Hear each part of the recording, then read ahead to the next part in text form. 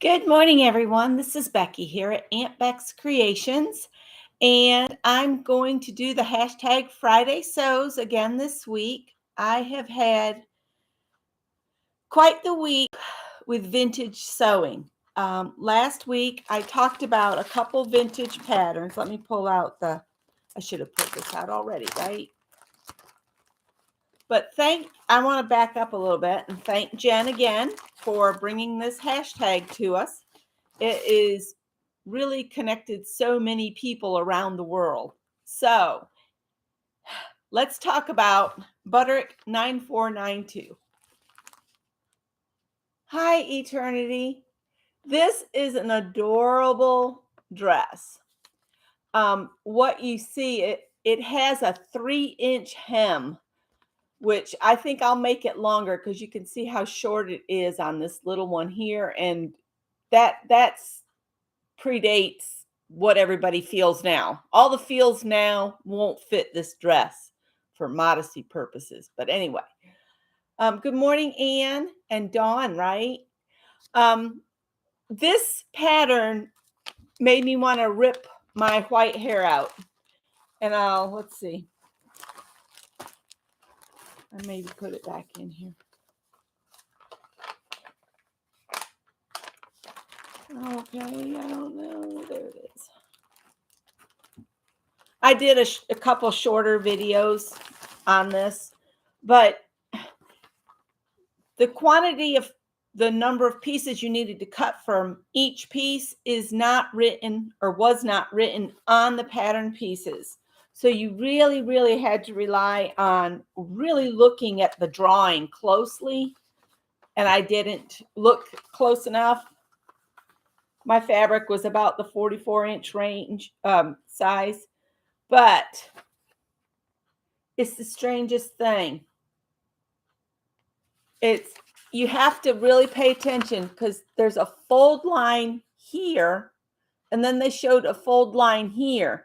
And the only fold I saw when I was looking at it too quickly was this one. So I only cut one skirt piece out, and then I thought I could fix it by cutting out a narrower skirt and then maybe add a ruffle or something. But what I forgot to do when I went to cut those replacement skirt pieces is I forgot to invert the pattern, because when you normally cut twos of something, the fabric is folded right sides together, so you get the reverse. So you'd get a right side and a left side basically. So I messed that up. I ruined the fabric for the skirt. So what I'm going to do is I'm going to see if I can find fabric to match my two fabrics, and I've kept all the other pieces. So I have all of the pockets and the sleeves and everything like that in these two fabrics. And I'll just see if I can find something that's in both of them and buy a lot more fabric, because I'll need about 1.5 yards for each skirt to come up with the piece. Because the pattern piece for the skirt, the two pieces, the one is huge. You can tell by the look of this dress, it has an absolute ton of gathering on it. It has pleats under the arms, and then it has two pieces that are the front and the sides, and then there's a piece that goes in the back. So, I mean, you've got yards and yards of fabric that's going to gather down into this little bodice. Let me show you how big the bodice is. That's the top part of the dress for anybody that doesn't sew. But I've got this pinned together, ready to go. But the skirt this is the front. All of that fabric I'll have for the skirt has to be pulled down in gathers to fit across the front and the back. So, yeah, I was very disappointed and upset. And Kimberly said, I bet you needed a cocktail after that. And I was like, I didn't have anything in the house, but yeah, that would have been nice to have an adult beverage after that one. But anyway, I've come up with a way to fix it and not lose all of the fabric. And everybody's right. I will find a way to use the miscut skirt pieces. It's 100% cotton, so I can turn it into a quilt or pot holders or something. So that was the fiasco with the Butterick 9492. So I said, I'm not going to give up on the vintage pattern. So I pulled out the other one, which is a style pattern, 1487. And some of the pieces told me how many pieces to cut. And there was a whole lot of a foreign language. And like I was saying in my previous video, I think it's German, but I don't know. This is from 1976. It actually has a copyright. And this is the pattern that Janet Nash had received from Meljoy. And then Janet said, I'll send it to you. And I would have to make some alterations for this to work for Project Dress-A-Girl, but I'm making a gift for someone this time. I'm doing view 2. And hi, Kimberly and Pam and Ann and Mary Lou.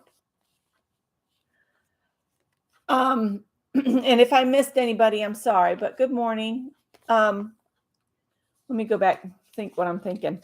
I started this yesterday. I got it cut out. And then I got to a point where I didn't realize it, but I need a 10-inch zipper. And during craft and chat, I pulled out my zippers and I just dumped them on the table. And do I have anything in a 10-inch zipper or anything in the right color to go with it that I could maybe cut off? No.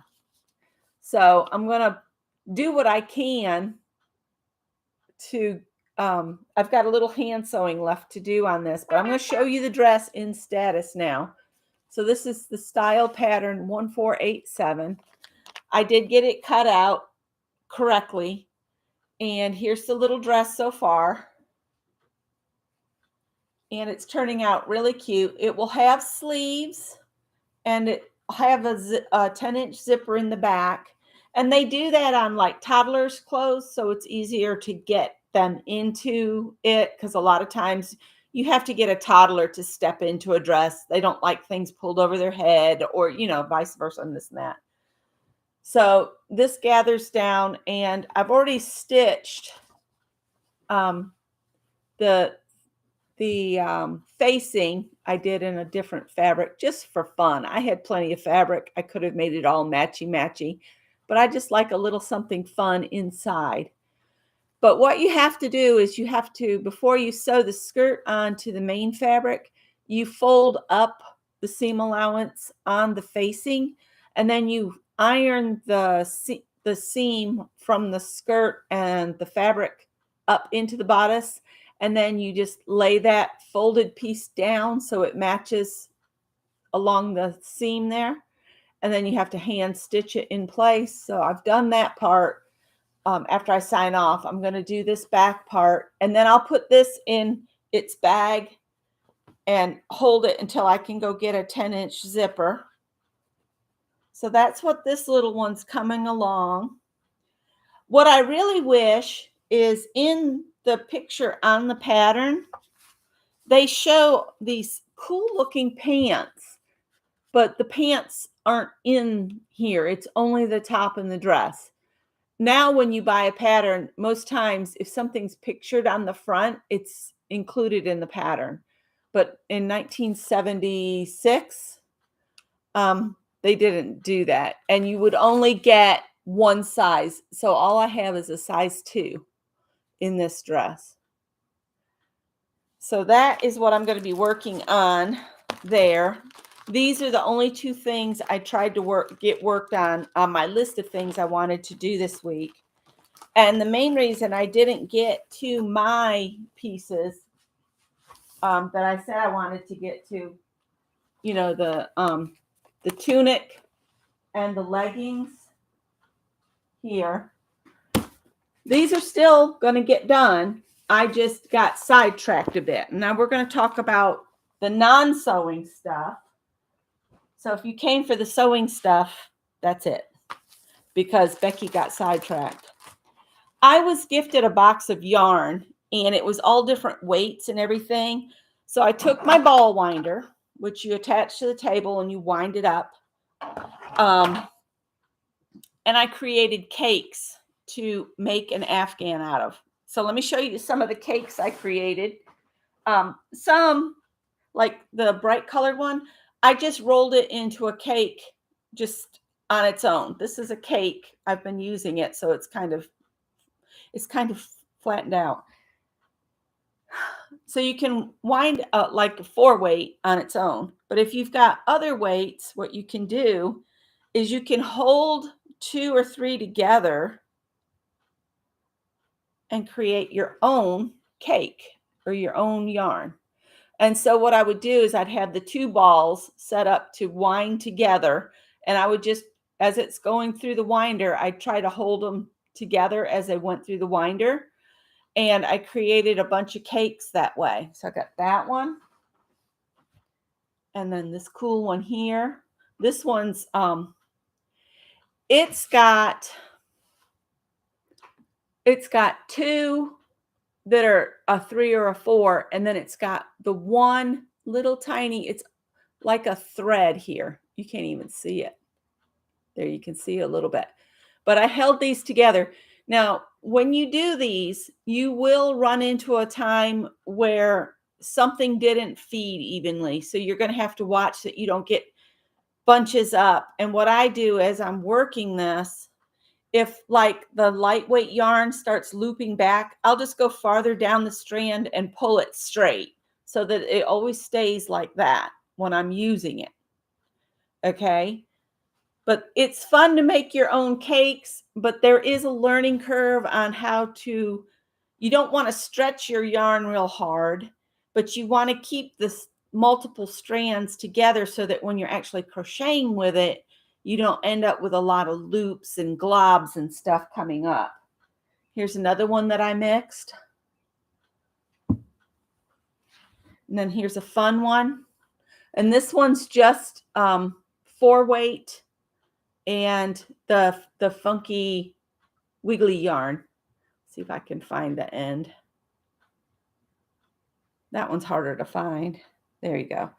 So as I'm crocheting, and I tie the 2 together at the end when I'm not using it so they don't separate. But you can see how it, every once in a while it's not smooth, and I just run it down like that as I'm using it. I am going to show you what I'm working on though. And just wrap it around to keep track of the tail. Here's another one that I mixed up.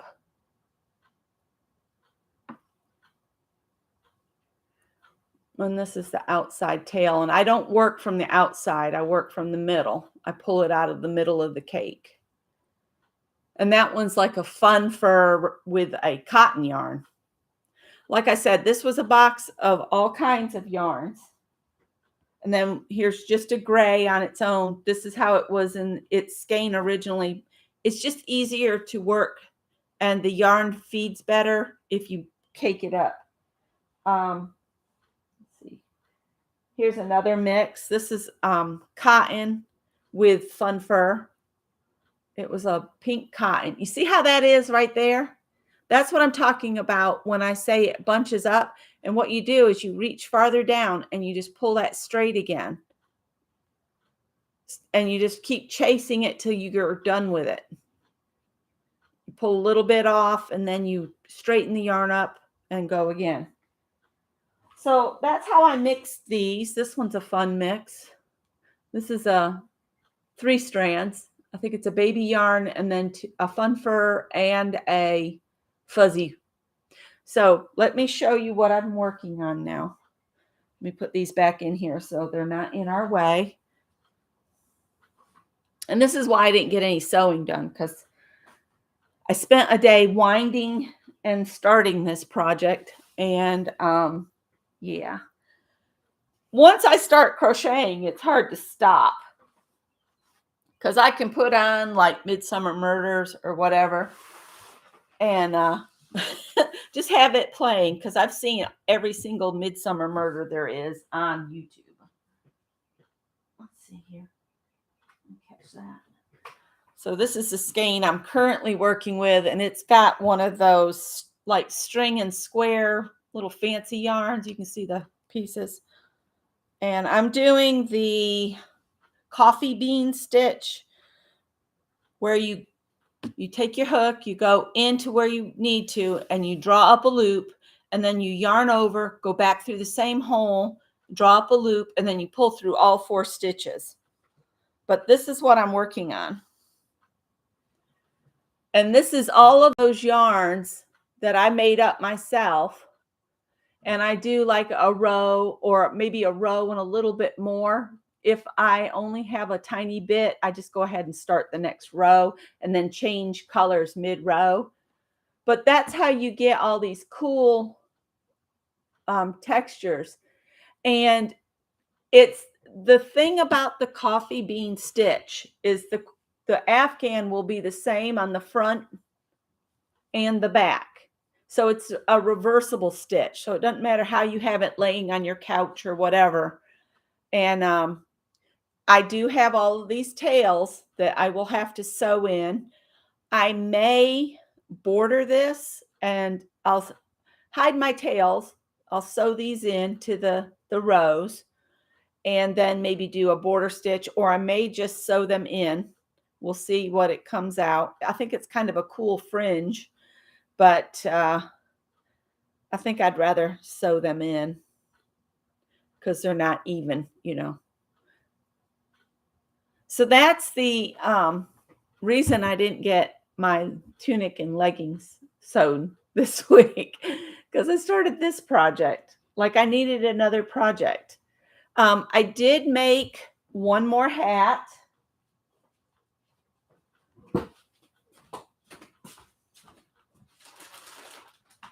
For Lizzie. Let me show you the hat I made this week.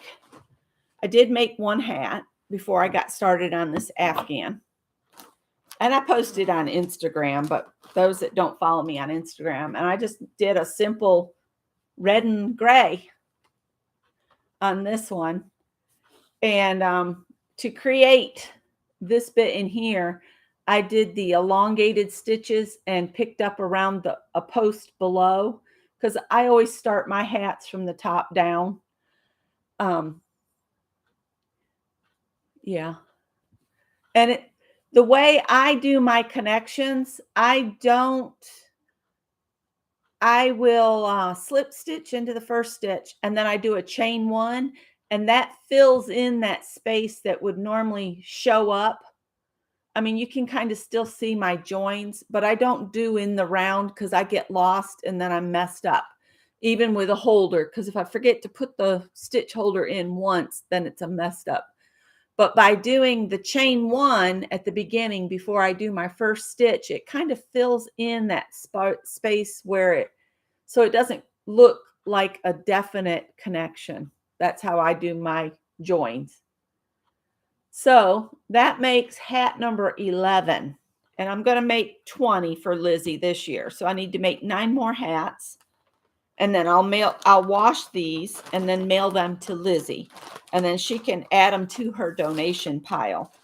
So this is all the hats that I have done for that project. And let's see. I just love this Afghan. I think it's gorgeous, and it's so soft and all that texture. If you're making lap gans for nursing homes or adult daycares, I would suggest doing something with different weights of yarn like this. If you mix them together, and so that your weight is kind of consistent throughout. When someone they're not mobile, especially dementia patients and people that just maybe have lost their sight, if you give them something tactile, it gives them something to focus on. And it just it's a pleasure to run your hand over it. Um, I just like to do textured stuff because I know my grandma, she always would rub on her, if we were in the car, she'd rub on her handles of her purse. So her purse handles were always worn down. And it was because she needed something to do with her hands to calm her when I was driving, because she wasn't used to me driving, because I didn't drive in New York. I didn't get my license until I moved south. And I was 18 when I got my driver's license, almost 19. And so she wasn't used to me being the driver, and I think it calmed her to rub on it. But seniors do love to have something that's tactile and colorful. Um, if they do have their vision, but they can't move around, it gives them something to look at. So just something to think about. Thank you. Thank you, Dawn.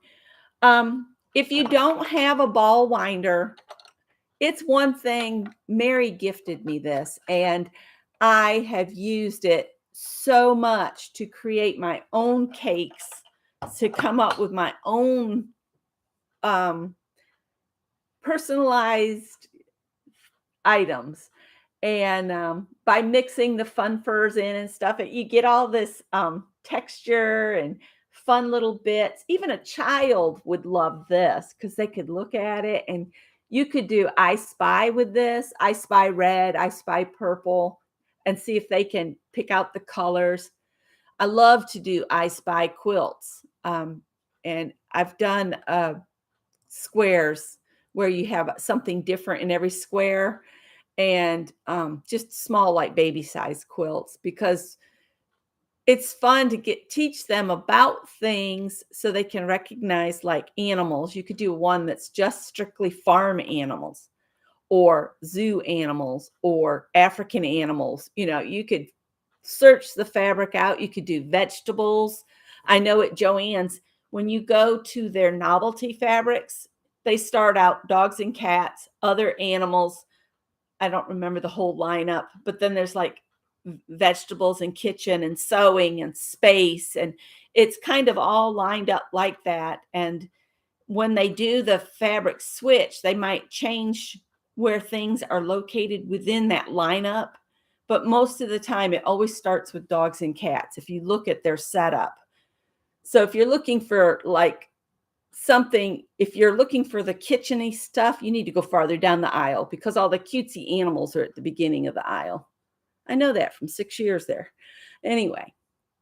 Oh, good morning, Mina, and thank you, and Janet Nash. And I saw that several people received their Happy Meal that I mailed out last week. So I'm glad y'all are enjoying that. I had fun putting it together. And I'm looking over this way because that's where you guys are. So let's see. I think that's it. As far as plans for next week, I'm going to see if I can shop my stash for a material to go with the little girl dresses for the skirts.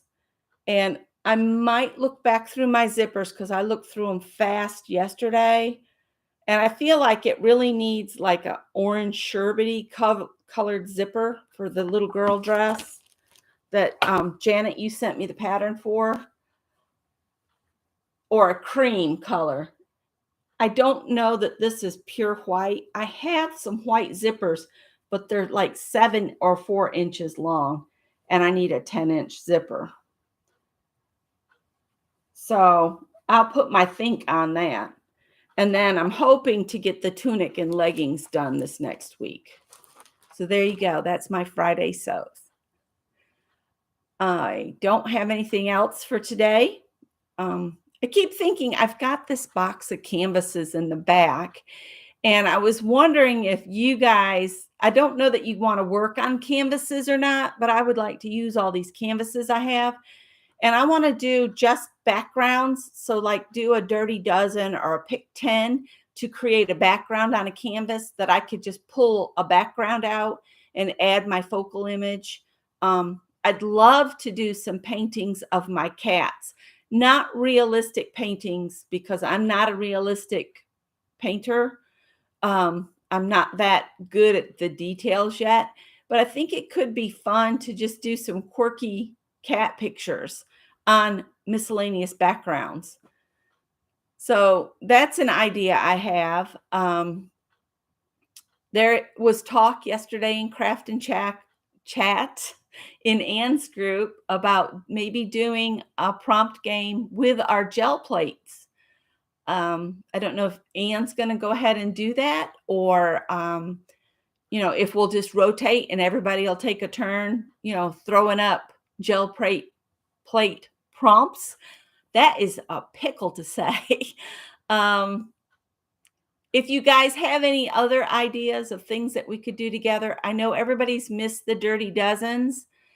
And if for the sewing folks that might still be with me, the Dirty Dozens are 12 art prompts done on one piece of art, whether it's a postcard, it's a journal background, a journal page. We might do a journal page and have the focal image and everything on it. We could just do a great big piece on art paper and cut it up into postcards and artist trading cards. And the reason I call it a dirty dozen is we usually are filthy by the time we're done. Our hands are covered in paint and ink and glue, and it's just a lot of fun to do. With me doing more sewing and crocheting, though, I have to have like a wet area and a very clean area. And I can't mix the two or I'll ruin something on the other side of my hobbies. So, yeah. I'm getting lots of loving the Dirty Dozens. Yep. It is. It's a pickle to say, Anne. Prompts on the gel plate. Gel plate pump. Gel. Yeah. Never mind. Janet says she's up for it.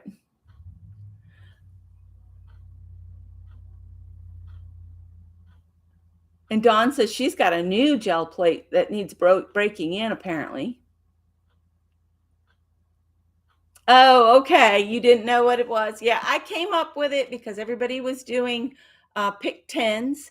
And I said, well, I'm going to do a dirty dozen and we'll just be dirty when we're done. We'll have paint everywhere and ink everywhere, and we'll have things we have to clean. Hi, Kathy D. How are you? If you guys don't, I know there's not a lot of quilters per se, but on Fridays, Brenda at Conquering Mount Scrapmore with Brenda, she does a free quilt square. And today is a star. And she hanging behind her is the current quilt that she's doing the blocks for. And if you haven't seen it yet, if you just go just to see this quilt, if you're not interested in quilting or anything, this quilt that Brenda has hanging behind her will just blow your mind. And she's doing it one block at a time. And oh my gosh, you guys, this thing, it looks like mandala after mandala after mandala. That's how involved the blocks are. But together, it's like a kaleidoscope hanging there. It's just amazing. Doesn't she, Kathy? And she's so friendly and nice. And she's up in Canada. And she's just the sweetest person. And her husband will go and talk with quilt groups in the area. And it's just a joy to watch her. It really is. Is Angie here? Good morning, Angie. I missed her. There she is. Pink hand. Hey.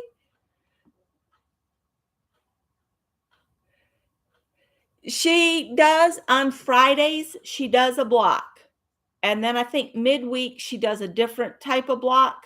I haven't been following it because I've had my nose in a hook and sewing, but I'm really tempted to go back to where she started this quilt that she's already done one. So she has the example hanging there. And now she's doing each block. It's Brenda at Mount Scrapmore. I don't know if I'll add it to the description box below. It's Conquering Mount Scrapmore with Brenda, I think. If you just put in Conquering Mount Scrapmore, she'll come up. But I'll get her link to today's video. And then you can search her site later. I don't know if there's anybody else I want to shout out right now.